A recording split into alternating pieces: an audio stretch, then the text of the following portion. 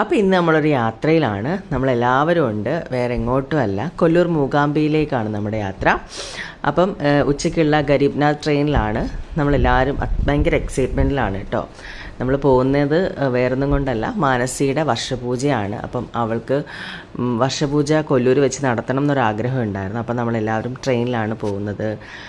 പിന്നെ നമ്മുടെ ഇന്ത്യൻ റെയിൽവേയുടെ കാര്യം പറയേണ്ട ആവശ്യമില്ലല്ലോ. സാധാരണ പോലെ ഇന്നും ട്രെയിൻ ഡിലേ ആയിരുന്നു. കുറച്ച് ലേറ്റായിട്ടാണ് കേട്ടോ ആളെത്തിയത്. പതിയെ രാത്രിയായപ്പോൾ പിന്നെ എല്ലാവർക്കും തണുപ്പായി തുടങ്ങി. ഞാനൊക്കെ അതേ മൂടി പൊതിച്ചിരിക്കുകയാണ് കേട്ടോ. പിന്നെ കുറേ നേരം എല്ലാവരും ഉറങ്ങി. അങ്ങനെ നമ്മൾ കൊല്ലൂരെത്തി, ബൈൻഡൂർ സ്റ്റേഷൻ. അങ്ങനെ നമ്മൾ ക്യാബ് ബുക്ക് ചെയ്തു.